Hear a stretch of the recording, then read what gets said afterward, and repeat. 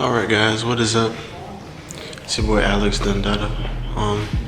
Today, just got a simple install for y'all, a little tutorial. I haven't seen many videos like this on YouTube because I was trying to research it myself, but I'm gonna just dive in hands first and show y'all.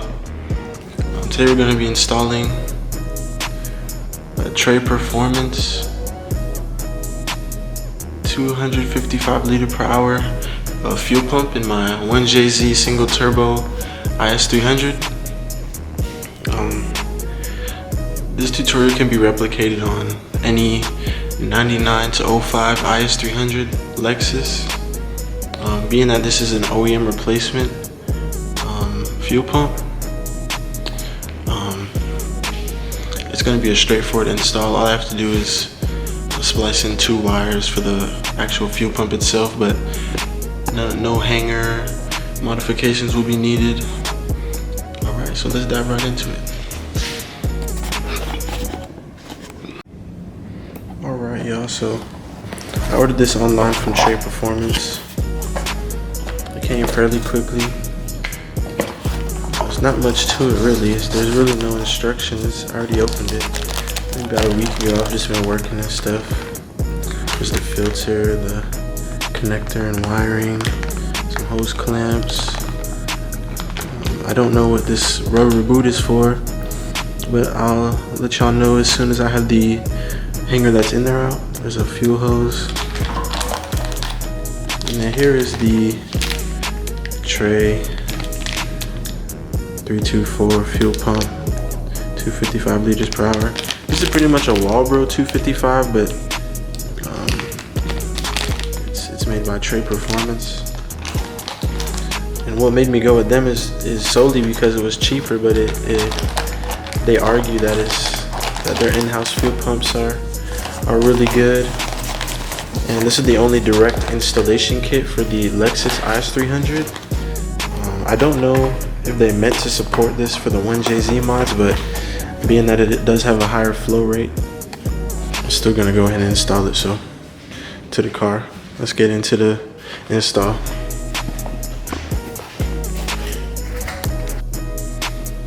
Alright y'all, so we're at the back of my IS now. Gotta light up so you guys can see. And the first step, you gotta remove the back seat, just the bottom half.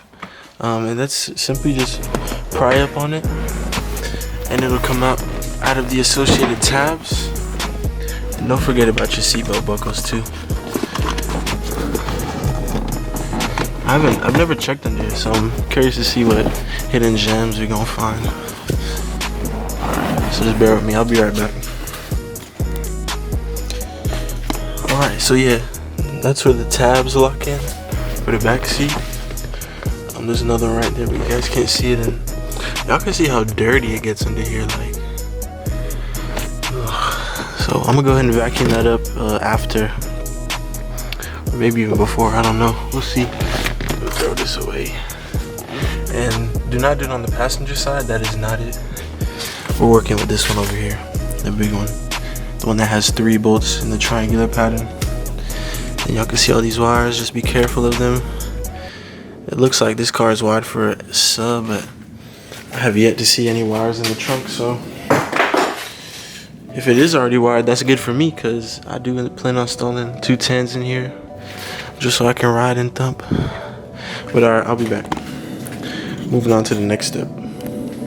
Alright y'all, to start off, you need a 10mm, and that's just to loosen up the top 3 bolts there. And I got it vacuumed up, but it's still a little crusty, but way better. I actually pulled up some of the sound in it right here, so I just took that back in there, because I got a full 3-inch with a feature fab downpipe, so it gets kind of loud.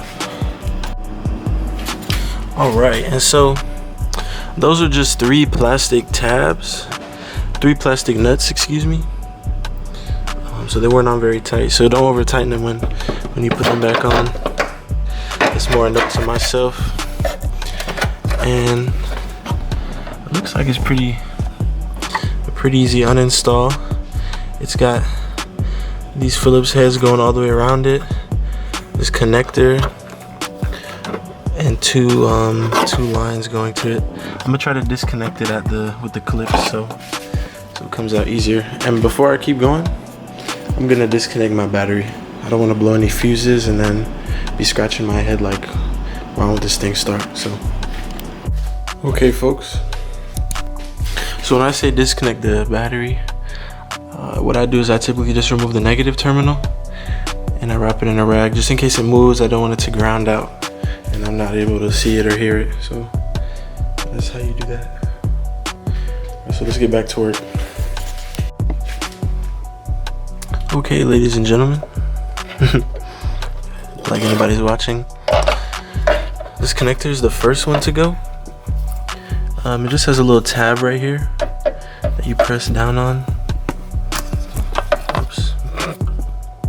You press down on, and it snaps in on this side. You just do that, and I use a long screwdriver to push it on this side and pry it up. Came right out.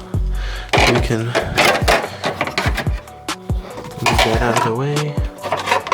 And then I remove these two tabs. They locked in like this. They slid around the top of the connectors, and this one was on this end. It slid in this way, and this one slides in that way. And then you simply just pull up, wiggle them up. Don't break them. Just walk it, and boom, it's out. And it's not leaking, which is good because I removed my fuel cap to relieve any pressure. That way I don't spill any gas or anything.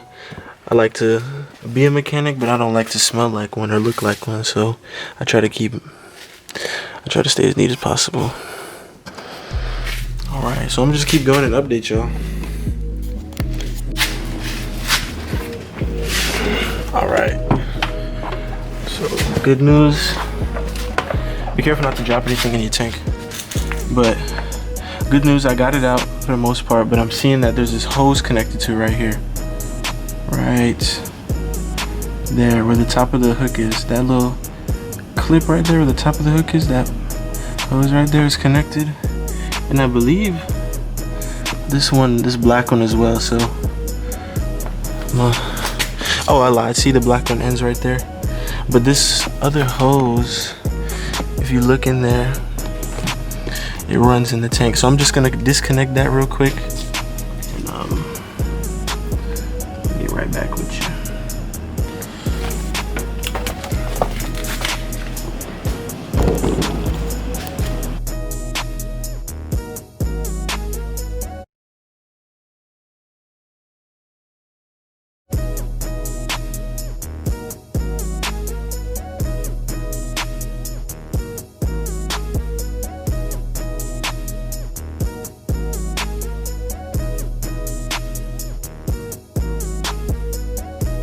It is out of gas, and for me it always seems like this shit is out of gas, but that's a whole nother story. So I just pulled the hose out, left it hanging so I know to reconnect it, and then I'm gonna push it back in when I put the fuel pump in. And make sure you have this stuff on a rag, guys. You don't want to smell like gas when you're kissing and hugging on your shorty or whatever.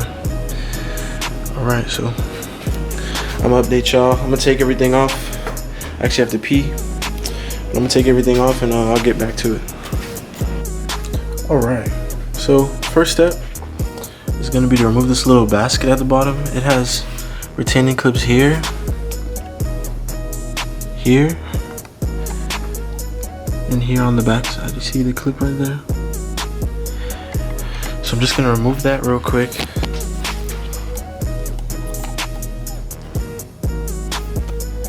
And always keep a clean rag handy when you're working on stuff. So I'm taking off that back clip I showed you guys. You heard it snap. You can actually see that this one snapped back in. So you should try to fight me. I don't understand. Just be real gentle with this stuff. You don't want to break anything, because I don't know how long it takes to get stuff off eBay, but I'm not trying to find out.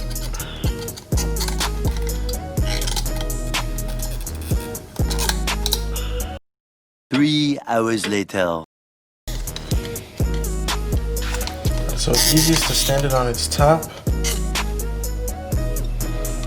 and then slide it out. Just like, oh, y'all don't even see anything. Easiest to slide it out. Get the basket off. And that right there at the bottom is the fuel pump. The thing will actually be removing. Okay. And then we're gonna need to remove the fuel filter. There's a rubber boot. And keep track of all this stuff, guys, because we're gonna need to be putting it back on. But, this just slides in there. Has this metal retaining clip. And then this part just pulls out. And then before my camera dies, we're gonna need to remove the basket from the top of the filter. And it's the same thing as that bottom basket, but just up here, so. Alright, you're gonna slide this piece out of that tab in there. So this was in there like so. You see how it would just push in? You just slide that out. And then we're gonna be removing this.